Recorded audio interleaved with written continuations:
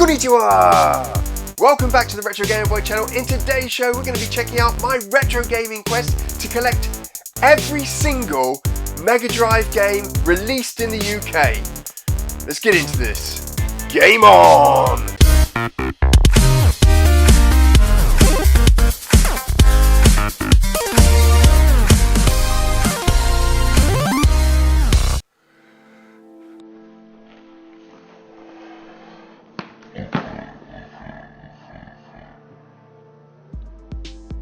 I love collecting retro video games, and one of my favourite consoles of all time was the Sega Mega Drive, and more specifically the Sega Tower of Power here with the 32X and Mega CD-1. Now in my game collecting, whether it's for Super Nintendo, the NES, the Master System, Mega Drive, Mega CD, 3DO, Atari 2600, Dreamcast, whatever it is, I really like to pick up games that I loved playing.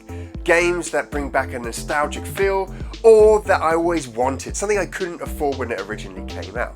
I've never really collected just to have a collection of stuff. It's always been something that I wanted to play, something that I really wanted to have in my games collection. And that extends to my entire games room.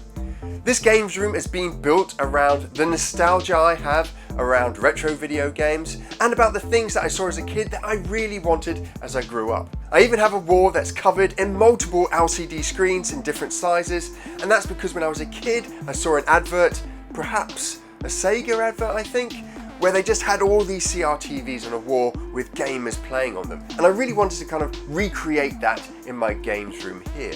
I of course got the custom main cabinet installed because you've got to have an arcade machine in here, and I've covered every single wall in this games room with games and gaming paraphernalia. And if you'd like to see a video tour on my entire games room, then you can click on this link up here.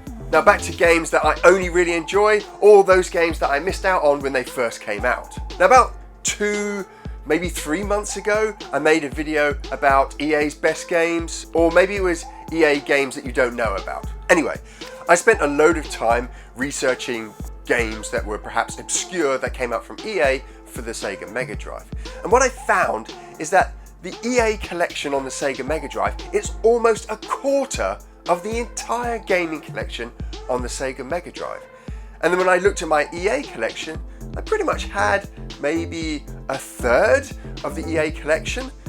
And at that point I was like, I've always wanted as a kid, and this is a kind of ridiculous pipe dream that any kid has, right?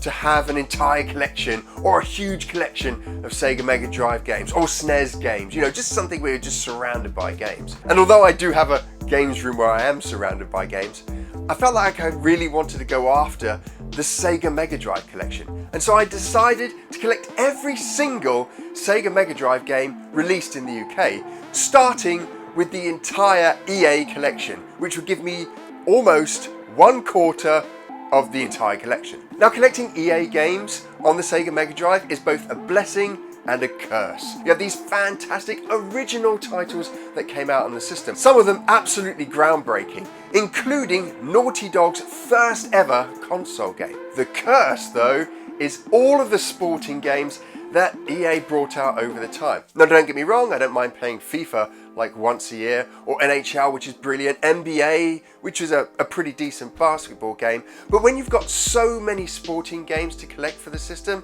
man, it's just a drag.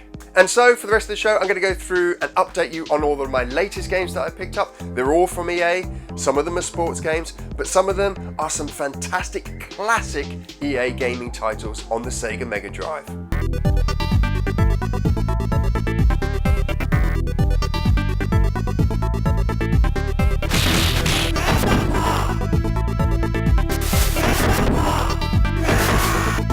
Okay, we're going to start off with the sports games, and we'll get these out of the way quickly. So we've got PGA European Tour, PGA Tour 96, PGA Tour 3, PGA Tour Golf, PGA Tour Golf 2, Rugby World Cup 1995, NBA 96, NBA 95, Madden 94, Bulls vs Blazers and the NBA playoffs. And there is one sports game that I am actually really happy to get hold of. and that is Mutant League Football. And this game is pretty damn good. And I'm not that great at American football games. You know, I played a little bit of Madden, but this one, I mean, it's pretty much Madden just skinned, but I think thematically it's very cool. And the box art on it is awesome. Now for some more EA classics. We got Powermonger. I love Powermonger. I must have sunk so many hours into this. Probably nearly 100 hours into this game. Played it so many times. The frame rate on it, was horrific, but brilliant strategy game. Definitely recommend getting Powermonger. Shadow of the Beast. Absolutely brilliant game. Classic game. I actually first played this on the Amiga. The graphics are a lot better on the Amiga, but yeah, brilliant game, definitely worth picking up. Budokan the Martial Spirit. This is interesting because I think this is the Gen 1 box for the EA games, the EA Mega Drive games, and there's slightly bigger boxes. So if I put the traditional EA game box, you can see it's slightly higher, and it's a cheaper plastic. So you open it up inside. It's kind of like a really cheap plastic around it. Okay game, a little bit hard to get into, but once you start mastering. Techno Clash, this game is brilliant, absolutely love it. It's kind of like a run and gun shoot 'em up game, brilliant graphics, love the gameplay in it. Definitely worth picking up Techno Clash if you haven't. It's kind of like mages versus robots, very cool. The Fairy Tale. Again, another great game, real-time RPG, combat fighting type game. Very, very cool. Graphics are lovely in this title. And the cover art on it's awesome. Although it's a little blurry, it's like they've printed it at a low resolution. But yeah, very good game. Definitely worth picking up. Lotus 2 Rex. This is cool. Enjoy playing this. Actually, I think I played this on the Mega CD. Maybe that was the first one. I can't remember. But yeah, it's a decent racer. It's quite cool. Graphics are nice. 2-player. Yeah, very cool. Centurion. Half decent strategy game. It's interesting because you've got the strategy elements, which you can see down here, but then you have this kind of like political strategy here where you're kind of answering questions and manipulating the political landscape, sort of. But yeah, very cool. Worth buying? I'd say it's a maybe. Now, Crew Ball is a pretty damn good pinball machine game. There's loads of mini games that you go into.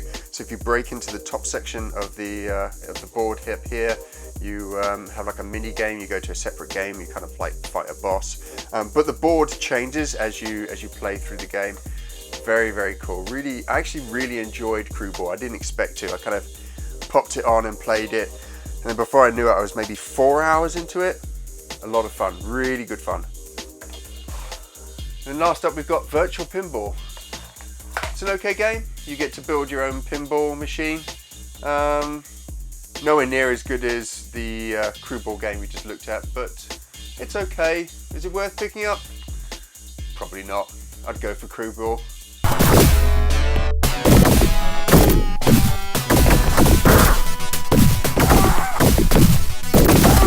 So those are the games that I've collected. Definitely my favourites out of those. Mutant League Football, Powermonger, classic. I actually had this when it first came out, and I had it on the Mega CD. Yeah, brilliant game. Definitely worth picking up. Shadow of the Beast. Got to pick up Shadow of the Beast 2 now, which goes for quite a bit of money. Fairy Tale. I wasn't expecting too much from it, but it's actually a really good game. If you like RPGs and real-time combat, definitely pick this up. And then lastly, out of that pickup, Techno Clash. Really surprised by this game. Good run and gunner, good shoot 'em up. Yeah, very cool. So, 20 games since my last update. Not bad, but not great. I've bought nothing in January. Really slow month in January. And that's pretty much because I'm still playing the stuff that I got for Christmas. But in February, I fully expect to get back into collecting that full UK Mega Drive collection. So that's it for this week's Retro Gamer Boy show. Remember, if you love retro gaming, then you may want to consider subscribing to the channel by clicking on my little pixel head below. And if you never want to miss out on the latest retro gaming news, reviews, and just general collecting stuff, then you can click on the little bell below and you'll be notified as soon as we have another video ready for you. If next week is too long for you to wait, then you can click on one of these two videos over here.